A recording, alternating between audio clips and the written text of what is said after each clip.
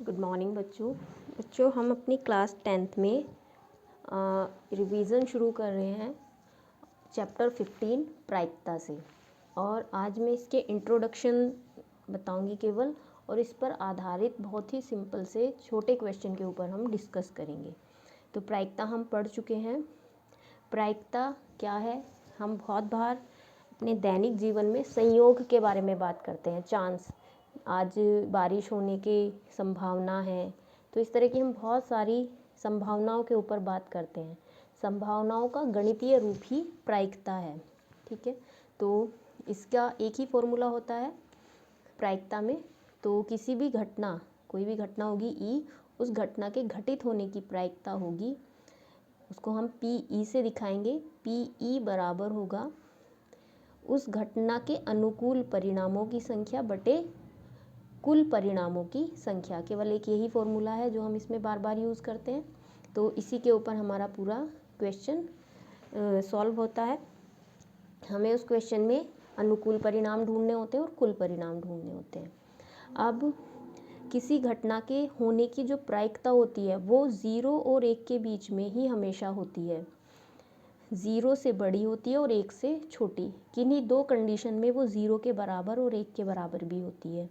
तो इसमें 0 के बराबर कब होती है किसी घटना की प्रायिकता? जब वह असंभव घटना हो। ठीक है, और 1 कब होती है किसी घटना की घटित होने की प्रायिकता? 1 तब होती है जब वह घटना निश्चित होती है। तो इस तरह से घटना, किसी भी घटना के होने की प्रायिकता 0 और 1 के बीच में लाई करती है। ठीक है, और ये हमसे 1 नंबर में पूछे भी जाते हैं क्वेश्चंस। तो अगर कोई घटना ए है, यहाँ पे हम घटना को ई से दिखा रहे थे, अभी हम ए से दिखा रहे हैं। घटना ए को निश्चित घटना कहा जाएगा। कब कहा जाएगा निश्चित घटना? यानी वो होनी ही होनी है यदि उस घटना की घटित होने की प्रायिकता 1 हो। इसको उल्टा भी बोल सकते हैं, अगर किसी घटना के घटित होने की प्रायिकता 1 है तो वह निश्चित घटना होती है। कोई घटना ए है, उसको असंभव घटना कहा जाता है यदि उसकी प्रायिकता 0 हो। यानी घटना ए के घटित होने की प्रायिकता 0 है तो उसको असंभव घटना कहते हैं। तो इसको उल्टा भी कह सकते हैं, अगर किसी घटना के घटित होने की प्रायिकता 0 है तो वह असंभव घटना होती है। ठीक, अब किसी प्रयोग के सभी अभिप्रयोगों की जो प्रायिकताएं होती हैं उनका योगफल 1 होता है। ठीक है, तो इसको हम आने वाले क्वेश्चंस में भी देखेंगे। ये मैं वे सारे क्वेश्चंस और मेन पॉइंट्स बता रही हूँ जिन पर आधारित 1 नंबर में प्रश्न पूछे जाते हैं। किसी घटना के होने और उस घटना के ना होने की प्रायिकताओं का योग सदैव 1 होता है। तो किसी घटना के घटित होने की प्रायिकता को अगर हम पी ई से दिखाते हैं तो ना होने को पी ई बार से दिखाते हैं, और पी ई बार को हम पी ई डैश से भी दिखाते हैं, और कभी कभी पी ई नहीं से भी दिखाते हैं। यानी कि इसी बात को हमें ये भी मिल सकता है कि पी ई प्लस पी ई डैश भी मिल सकता है, या पी ई प्लस पी ई नहीं, यानी वह घटना घटित नहीं हो रही। तो इसी बात को इन 2 तरीक़ों से भी लिखा जा सकता है। ठीक है, और इसमें से अगर हमें कोई एक घटना पता है तो हम दूसरे का मान निकाल सकते हैं। ये भी 1 नंबर के क्वेश्चन में अक्सर पूछा जाता है। तो ये तो हुई हमारे कुछ इम्पोर्टेंट पॉइंट्स, इन्हीं को आगे डिस्कस करते हैं। और भी ज़्यादा पॉइंट्स जो हैं, कुछ घटनाओं के परिणाम देखते हैं। जैसे हम नॉर्मली प्रायिकता में सिक्कों को टॉस करने वाले क्वेश्चंस पढ़ते हैं। तो अगर एक सिक्के को हम उछालें तो कुल परिणाम कितने मिलेंगे हमें? 2। कौन कौन से होते हैं वो परिणाम? या तो हेड आता है या टेल आता है। तो एक सिक्के को उछालने पर केवल 2 परिणाम निकलते हैं। तो एक सिक्के पर को अगर उछाला जाए तो कुल परिणाम 2 होंगे। इसके बाद है, यदि 2 सिक्कों को उछाला जाए, 2 सिक्के हमारे पास, उनको उछाल रहे हैं, तो कुल परिणाम होंगे 4। क्या क्या परिणाम हो सकते हैं? दोनों सिक्कों पर हेड आ सकता है, एक पे हेड दूसरे पे टेल, या पहले पे टेल दूसरे पे हेड, या दोनों पे टेल। तो इस तरह से ये 4 परिणाम हमें मिल सकते हैं। तो अगर 2 सिक्कों को हम उछाल रहे हैं तो कुल परिणाम हमें मिलेंगे 4। ठीक है, कभी कभी क्वेश्चन में 2 सिक्कों को उछाला जाएगा। कभी कभी कुछ क्वेश्चंस में 3 सिक्कों को भी उछाला जाता है। तो 3 सिक्के अगर उछाल रहे हैं तो कुल परिणाम होते हैं 8। कौन कौन से? तीनों पे हेड आ सकता है, तीनों पे टेल आ सकता है। पहले पे हेड आ जाए, बाकी दोनों पे टेल आ जाए, पहले पे टेल, दूसरे पे हेड और तीसरे पे टेल, या शुरू के 2 पे टेल और तीसरे पे हेड। इसी तरह से पहले पे टेल, बाकी दोनों पर हेड, या पहले और तीसरे पे हेड और दूसरे वाले पे टेल, या पहले शुरू के दोनों पे हेड और तीसरे पे टेल। तो कुल संभावित परिणाम ये 8 होंगे। इसी तरह से 4 सिक्कों को अगर उछाला जाए तो 16 परिणाम होंगे। वो 16 परिणाम मैंने लिख दिए, हालांकि इसके ऊपर क्वेश्चन नहीं आता है, ठीक है। तो इनको आप किस तरह से देखोगे, हमेशा हम इस तरह से नहीं देख सकते। तो कुल परिणाम अगर हमें निकालने हैं तो देखो, एक सिक्के को निकालते हैं तो उछालते हैं तो 2 परिणाम आते हैं, 2 सिक्कों को उछालते हैं तो 2 गुणा 2, क्योंकि एक सिक्का 2 प्रकार से गिर सकता है, तो 2 गुणा 2 यानी 4 परिणाम। 3 सिक्कों को उछालने पर 2 गुणा 2 गुणा 2, पहला सिक्का 2 तरह से गिर सकता है, दूसरा सिक्का और तीसरा सिक्का, सभी के गुणा करोगे 8 परिणाम। मैंने वो 8 परिणाम आपको दिखा दिए हैं।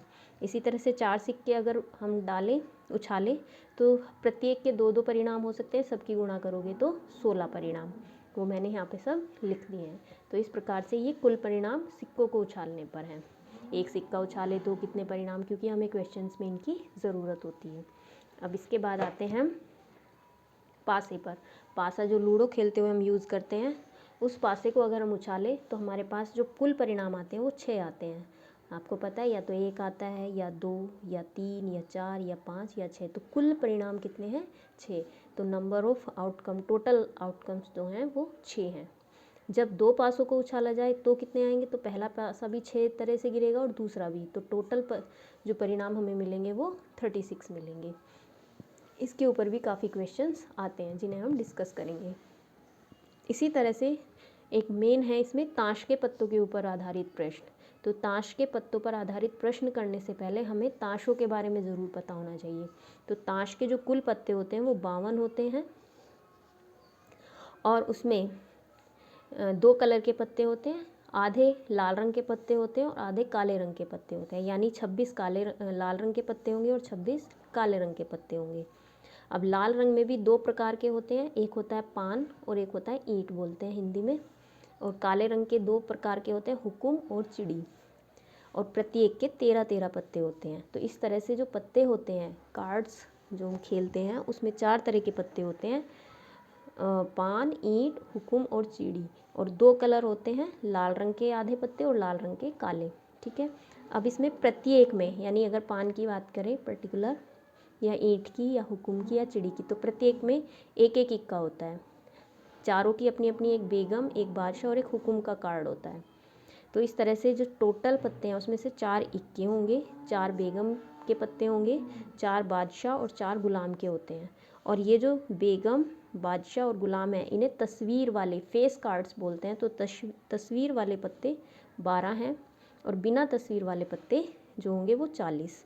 अब इसमें देखो, तस्वीर वाले 12 पत्ते, 4 हो गए हमारे इक्के, और बाकी पत्ते हो गए हमारे बिना तस्वीर वाले, ठीक है। तो इसमें ये था ताश के बारे में। अब हम इस पर आधारित छोटे प्रश्नों के बारे में पढ़ते हैं। तो छोटे प्रश्न किस तरह से आते हैं, देखिए, इसमें घटना ई की प्रायिकता प्लस घटना ई नहीं की प्रायिकता होगी। तो जैसे मैंने अभी आपको बताया इसके बारे में, इसको इस तरह से भी लिखा जा सकता है, पी ई प्लस पी ई डैश किसके बराबर होगा। ये प्रश्न इस तरह से भी आ सकता है, या फिर P E plus P E bar का मान होगा 1, 0.1, 2 या 0.14। तो इसमें कौन सा होगा? P E plus P E bar. तो किसी घटना के घटित होने की प्रायिकता और ना घटित होने की प्रायिकता का योगफल 1 होता है।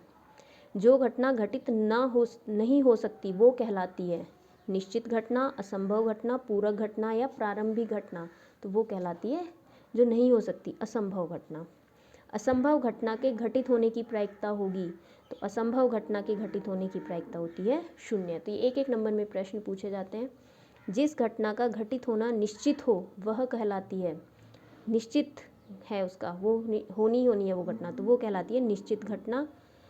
4 ऑप्शन है इसमें, निश्चित या निर्धारित घटना, असंभव घटना या पूरक घटना या प्रारंभिक घटना। तो हमें पता है जो घटित होनी है उसको निश्चित घटना कहते हैं, और इसका दूसरा नाम निर्धारित घटना भी हो सकता है, लेकिन नॉर्मली हमें निश्चित घटना ही मिलता है। निश्चित घटना के घटित होने की प्रायिकता होगी 0, 1, 2 या 3। तो देखो, निश्चित घटना में पता है उसके घटित होने की प्रायिकता क्या होती है, 1। तो इस तरह से ये प्रश्न इस पे बनते हैं। बिल्कुल नॉर्मल क्वेश्चन है जो हमारे पेपर्स में पूछे जाते हैं।